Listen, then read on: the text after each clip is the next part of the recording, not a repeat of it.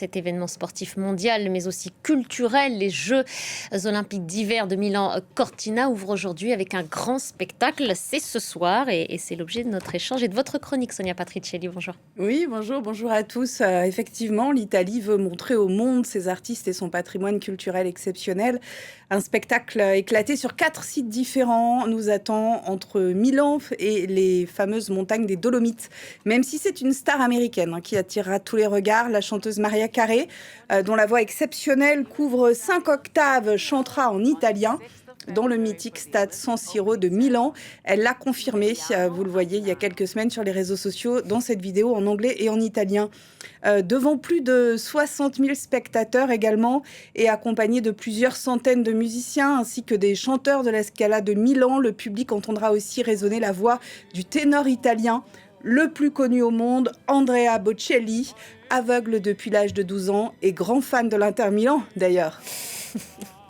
Autre star italienne, la chanteuse pop, Laura Pausini, toujours au top après 30 années de carrière et en tournée mondiale. Elle sort ce vendredi d'ailleurs, ça tombe bien, un nouvel album, Io Canto Due. On écoute un extrait de Ritorno ad Amare.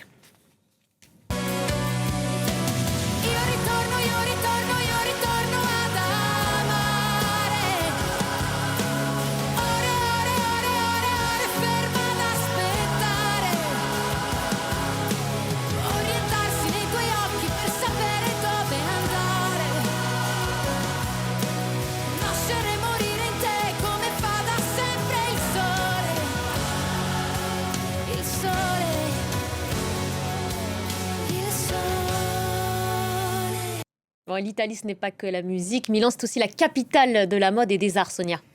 Et ce soir, on verra 1400 costumes différents portés pour 7500 mètres de tissu, nous dit-on. Au total, le spectacle prévoit 1000 accessoires de scène. 1200 artistes bénévoles ont travaillé sur cette cérémonie. Un hommage au design et à la mode italienne sera rendu, en particulier au couturier Giorgio Armani, décédé en septembre dernier, et à Valentino, disparu récemment. Plusieurs tableaux raconteront tout ce que l'Italie a offert au monde finalement.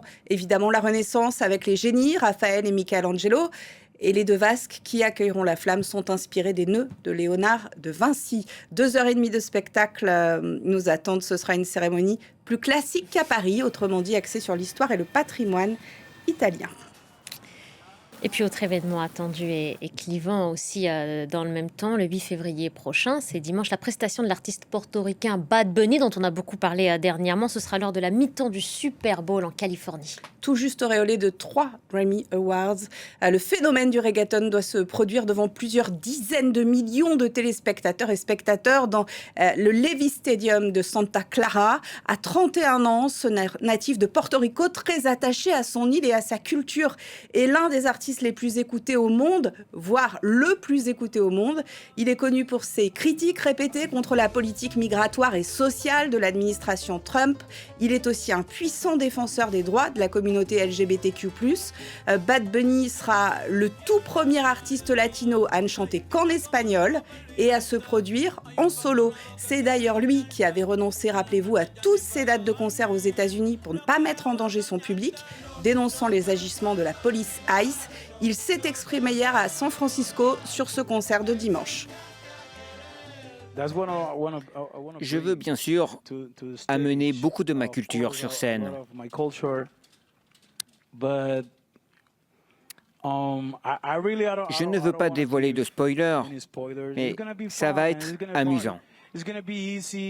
Ça va être facile. Les gens n'ont qu'à se soucier de la danse.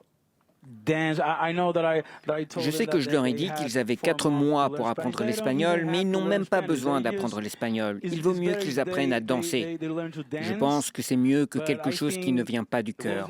La danse au rythme du cœur, c'est la seule chose dont ils doivent se soucier et s'amuser et profiter.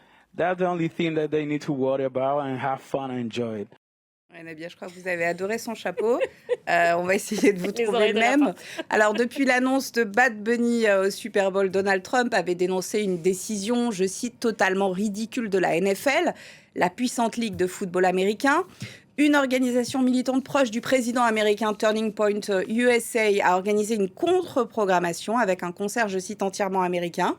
En tête d'affiche, Kid Rock, ainsi que les chanteurs country, Brandley Gilbert, Lee Brice et Gabby Barrett. Le spectacle sera diffusé en streaming à la mi-temps du Super Bowl, un face-à-face tendu qui illustre encore une fois les divisions aux États-Unis.